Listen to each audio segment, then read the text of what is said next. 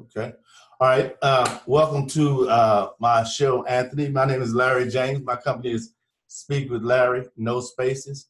And today, ladies and gentlemen, we have a guy by the name of Anthony Franck.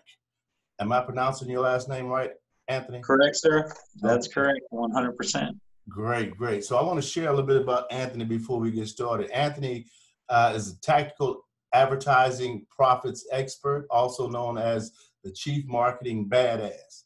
Anthony Franck has been focused on his profession for marketing and advertising for clients ranging from 2 million to 40 million in annual revenue, helping them increase social media presence. Profitable ad systems, return on ad spend, and ROI. Implementing the 7 core elements that every business should be focused on in 2020. So with that, Anthony, welcome to my show. Well, thanks for having me. Great, great. Okay, so Anthony, explain a little bit about how the layman would understand what I just read to them. Yeah, so pretty much return on ad spend means what are you spending and how much are you getting back? What's the return? So if I spend $1, do I get back $1? Do I get back any of the dollar I spent? Right, do I get back the dollar I spent plus $1? And so on and so forth. So I'll give you an example. We have an e-commerce brand that we're working with. In February, we were doing some Facebook test ads right before the quarantine started. $500 a month in ad spend, doing $7,000 a month in sales. Gotcha. So that's return on ad spend. We're spending $500, we're getting a return of $7,000, less the $500 we spent, leaves us a $6,500 net return, less whatever our product costs. You know, most businesses operate in a margin range of, let's say, 35 to 15% if they're a drop shipping company. So, you know. So when you begin, if you can make more than you're spending, then you're literally, you have your ads and your company and your systems and all the data and the tracking for your advertising dialed into the point where they're actually paying you to acquire the customers. Oh, right? Okay. It's what we in the profession would call a self-liquidating funnel or offer or advertisement. Now, that type of system normally goes into effect at what level financially? Is it like $1 million company or a $2 million company? Usually a $2 million company has their stuff together enough, has a proven process, knows who they serve, knows what their best proven offer is, and delivers it well. They may have some bugs they need to work out, but I've seen $20 million companies with bugs that they need to work out. It doesn't stop them from making money, even if they don't necessarily have great new age branding or the best, latest, greatest product offering. As long as it's well packaged and it serves the need and the promise. And, you know, like I'll give you an example. I've worked with a brand, a very large educational company in the pet space, and they created certifications for their programs many, many, many years ago, right? So they've been selling large curriculum books to people to do at-home education for over 40 years in the industry. Wow. Okay. And they understand that they're doing about 20 million a year, but they also understand there's other people out there trying to take that market share, right? So to be able to deliver at different levels, you have to have some proven sales process, some proven offer that people that you generally market to that are in your market want to buy on a regular basis. You have to be good enough that people want to at least repeat buy from you. And then in today's day and age, in order to do that return on ad spend stuff we were talking about, you need to have all the right tracking and all the right data in place in order to track and measure and monitor what's working, what's not working, how to double down on what works so you can make the most out of the opportunities, right? Okay. So generally a business that's just starting out, a local mom and pop business that's like, let's say, not even doing 6 figures a year, all the way up to, let's say, doing $1 million a year, they may or may not have a proven sales process. They may or may not have things in the market people are buying. They're probably just struggling with the fact that they don't have the team, they don't have the systems, the standard operating procedures, the SOPs. They don't really have a goal nor do they understand the, the benchmarks and the milestones that they want to reach financially in the company. So they're not measuring backwards how many of those perfect products that they sell that they need to be selling on how often of a regular basis in order to reach those benchmarks, which is probably what's preventing their growth. But also that's what's preventing them from hiring people to grow and expand the company, because any business that's doing 2 million or more is usually not doing it with just one person. Right. Even right. if it's just a small team of a couple people and some people behind the scenes or some great vendors, it's generally not going to be a business of just a few people, right? Right.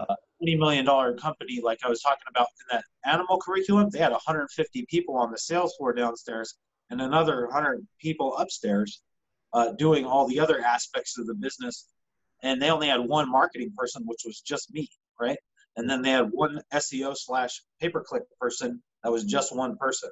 And then they had just one person that was a PR person. And so they had to, when I left, they had to find who was going to replace me. So they hired 2 people, and I trained them how to take over the marketing, social media, and ad sides of things. And then they had a 3rd person they brought in, and I trained her how to do the SEO. And then the SEO guy stepped out, and then he trained someone else to do all the pay-per-click. So they went from needing to have someone on marketing to getting rid of the one they had and hiring me. And then from there, it expanded and expanded, right? They had already had the SEO guy. So that was a $20 million company that had 150 people downstairs and another 100 upstairs. So I also know, like my mentor, he's got a large coaching company. They probably did $9 million last year, maybe more. He has about 20 people on his team remote, and he has maybe another 50 coaches on his roster that are all fleet coaches that can represent the brand and do the coaching to his customers that he enrolls. Okay. So, it just depends on where you're at. That's why I was asking you, like, who's listening, because we want to make it applicable to them, right? So if they're not already spending money on ads, return on ad spend is not exciting to them unless they understand their proven offer and they know who they're marketing to. And if you're not there yet, the number one place you want to start is, where are your people hanging out? And go start learning about them and doing the research. If people want to avoid the research, but that's the most fun and the most beneficial part to selling anything. Right. Because otherwise it's just a product or just a show, and it's just for anyone. And then maybe people know about it, maybe they don't, maybe they like it, maybe you get them to tell their friends. But when it's for someone, it speaks to them, it cuts through the clutter, it pierces through all the noise, and then they're somebody that embodies it, purchases it, and then eventually, Right. Let me ask you a question. How effective, how important is the email process on those companies that are like where they make like $1 million, $2 million a year? Because I know. The email list is huge. That's a huge part of how they make their money, right? They need to get in touch with people. They already have know, like, and trust with people that bought from them in the past, and they're sending them an email and letting them know, we have this amazing offer. If this is for you, then this is definitely an offer you want to look at. Right. Was that part of your job too, while you were there? Yeah, with Animal Behavior College, they did not understand the value in email, and so they had the quote-unquote director of marketing in charge of that, but he was really just like a television advertising media buyer. He was not an email marketer. So their email marketing could desperately use improvement. But I haven't looked at their stuff in a few years. I have no idea if they've improved it or not. But I know where it was at the state in like 2015 when I left, and at that time, it was terrible. But yeah, big companies that I know, are all running their email list as a way to make money in business. And in order to do that, they need to be sending emails with great offers, and they need to be sending emails with content people want to watch, consume, and buy from. Exactly. And they need to send them often enough that people will keep getting on and staying involved in the conversation. They get forgotten about. It's a very inexpensive process to do that. Yeah, it only gets expensive when you start getting way up there in how many emails you have on your list. Right.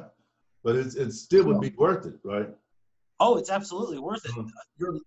They always say in the business, your money is in the list. right? Right, absolutely. And I would say nowadays the money is in the list of the emails, but also in the list of text message phone numbers you can get.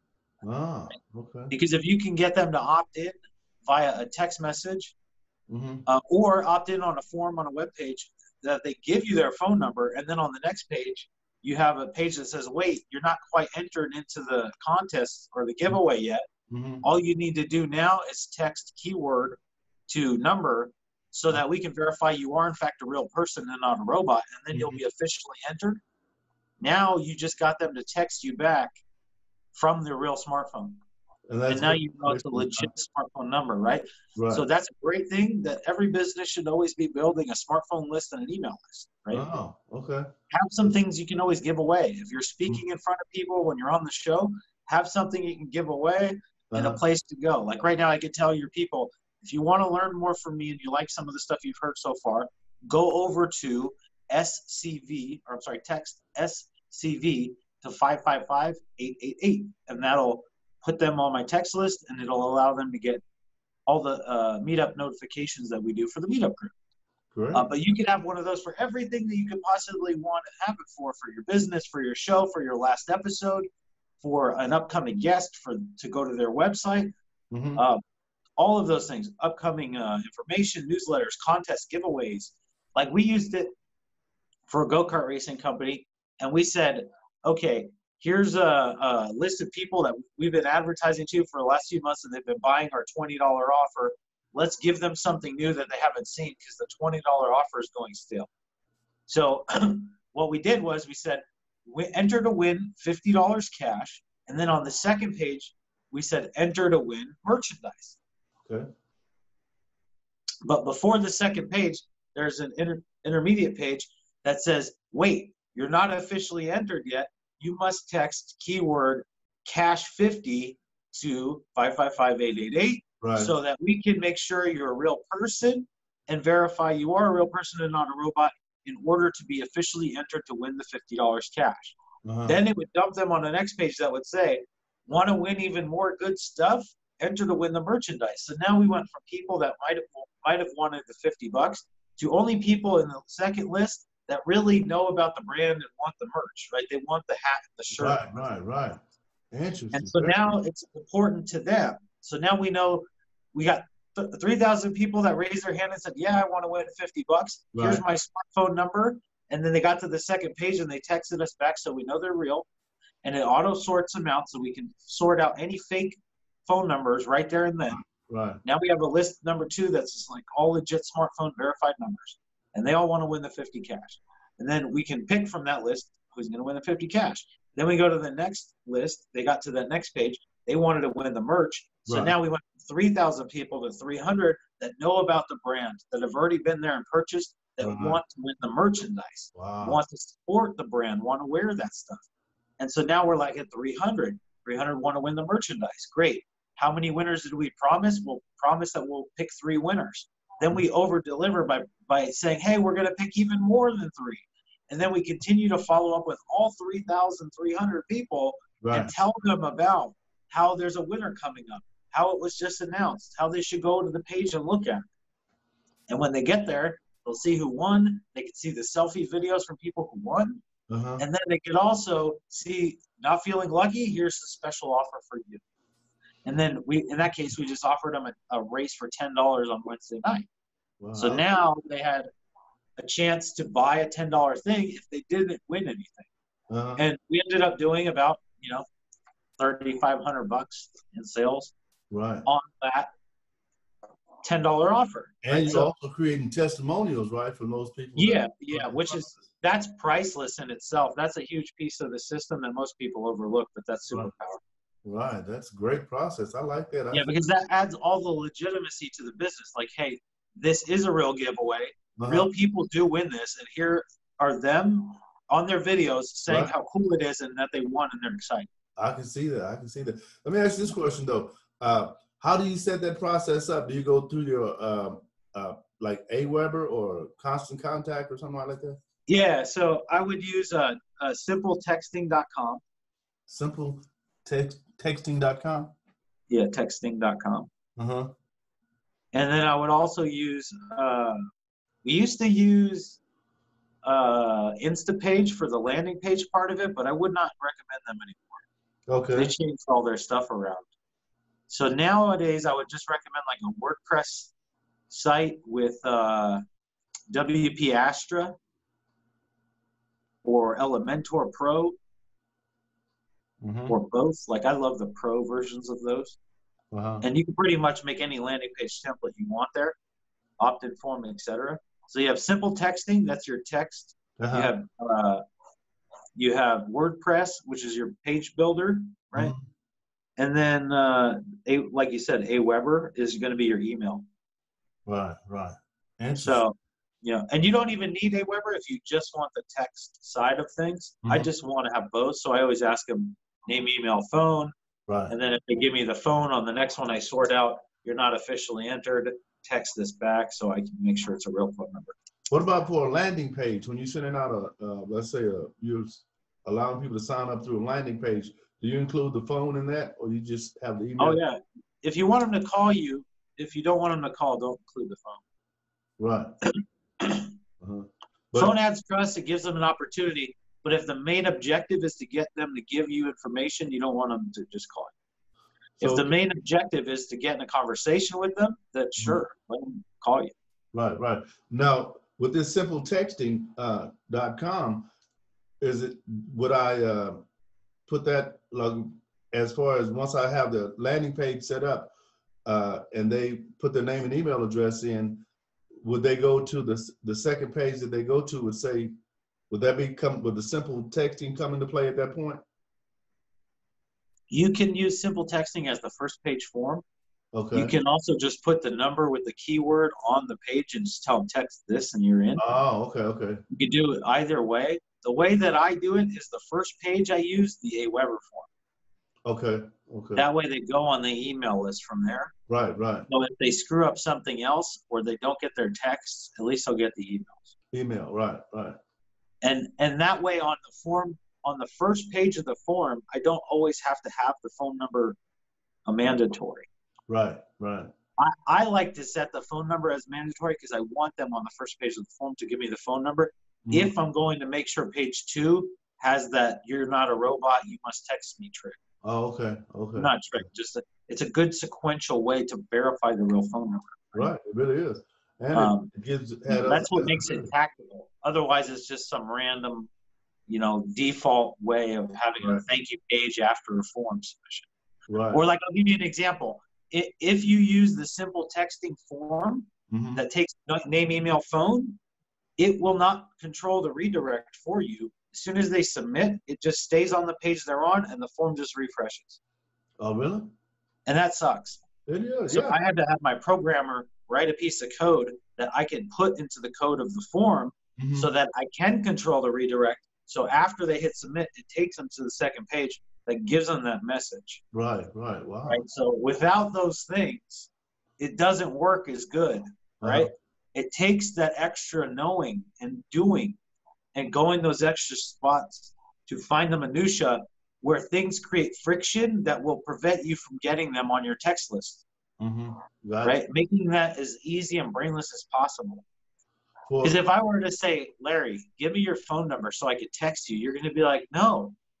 But if I'm like, do you want to win $50? And then you're like, yeah, how do I get in? Well, you need to fill in this form. Okay. And then you get to the next page and you're like, wait, you're not officially entered yet because we need to know you are in fact a real person and not a robot.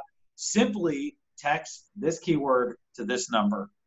So, or better yet, on the first page, if they opt in, all they have to do on the second page is simply reply keyword to the text we sent you. You could do it that way too. Oh, yeah, I see that too. I like to do it the first way. It's just, to me, it's the most clean. It seems easier just to go through that process like that.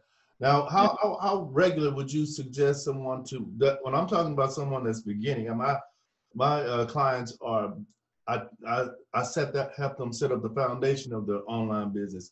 So the email process is, they're going to be in the beginning of it. How often should they send out emails to different segments? Well, if they're just in the beginning, they need an offer, they need positioning, they need to know who they're going to talk to and what problem they solve. Without those things, nobody's going to get on their list for any reason. Right. Right. Then the next piece is they need content. They need a platform and an objective, a location, a hub, and a distribution model. Mm-hmm. And then on the back end of that, it's like now you have offers and you have an email list, a text list, and a method in which you're generating revenue that's turning into sales that's causing you to spend more money on customer acquisition because it's working. It's working for the customers. It's working for the company. Right. That sounds good. So how'd you actually get involved in this part of it? Did you go to school for that and all that? No, I went to college for website design, digital media. I learned some animation, some graphics, business advertising and sales classes with the professor that I like a whole lot. But outside of that, I knew about the second year of college that most of what we were learning was already antiquated by 10 years. Okay. At the time, it was like 2011, 12. WordPress had already existed. It had some bugs in it, but for the most part, it was growing to be the #1 open source content management system there was. And they were still teaching us stuff like how to build websites with Photoshop and Dreamweaver, which at that time was already, it's like nobody's going to be doing this anymore a year from now. You know? So, yeah, I just saw the writing on the wall then and realized I need to get a mentor that's actually in this business and actually does this today in 2011 and do it. And so that's what I did. I found a mentor. He started teaching me SEO. I cut my teeth on it for a couple of years. Then I found other mentors, and it just kept expanding and expanding. And I quickly realized by that point, there was two big key indicators. One was, SEO wasn't as big a deal as relationships. So what I called at the time, I was saying SEO is dead and social connection optimization is really where it's at. It's like, how can you connect with people, have a relationship with them, and be front of mind on multiple platforms often in their life, and what they would call omnipresence now, right? I used to call it that back then, but nobody ever understood what the hell it meant. Now it's more, right? So that was like the method in which I kept growing, and then I realized, it's not just about SEO. In order to be successful in a business at that 2 million to 40 million and beyond, you have to have like some core things in place, and they all fall under the business and sales and marketing umbrella of the company, right? And so all of those pieces I've, just collected and added up over the last 8+ years since I was in college. Yeah. Interesting. So let me ask you one final question. What do you see the United States going after this pandemic? From a business perspective, do you see, because I know a lot of companies are going to go bankrupt, and a lot of technology is going to.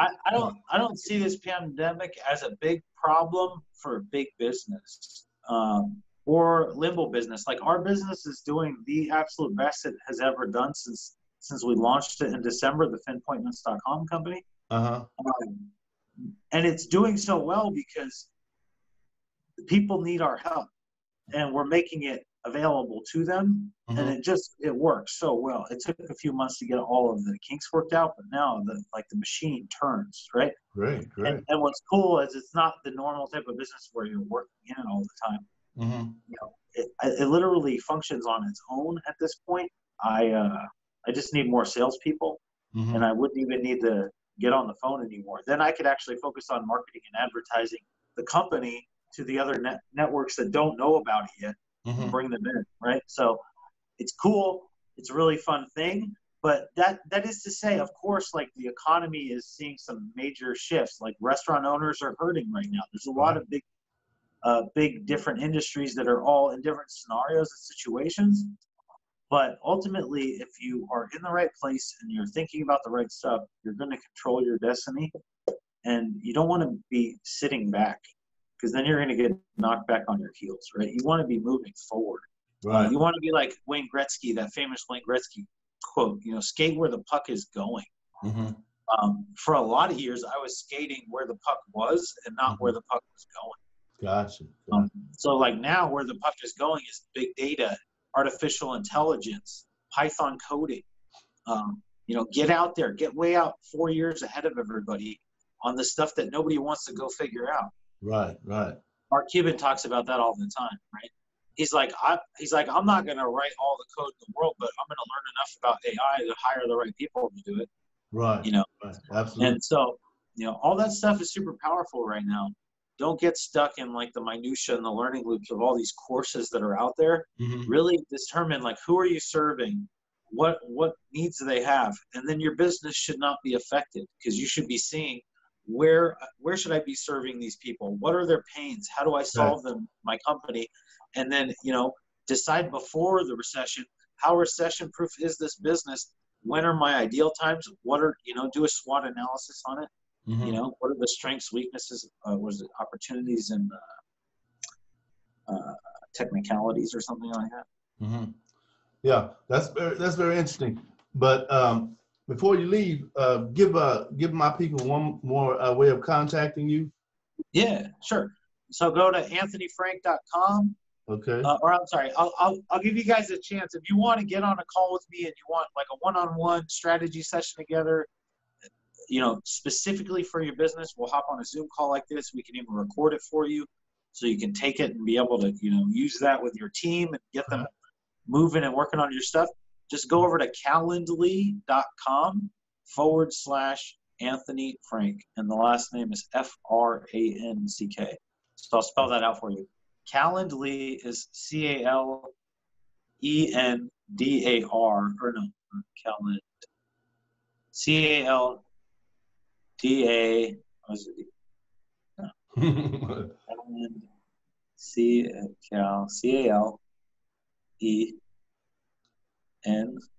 Why is my brain not working? Let me just write it down.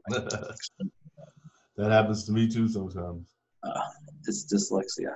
Okay, CALENDLY, because it's not calendar, it's Calendly. CALENDLY.com/Anthony Franck, ANTHONY, and that'll give you a chance to book a one-on-one session with me. Great. Okay, well, listen again. I really appreciate you giving me this little time of your day, and I always like to end the show by saying my name is Larry James. My company is Speak with Larry, no spaces. And as always, share with someone else what I've shared with you. Okay, great. Thanks a lot, Anthony. Hey, thanks, Larry. Thanks for having me on. It's okay. a lot of fun.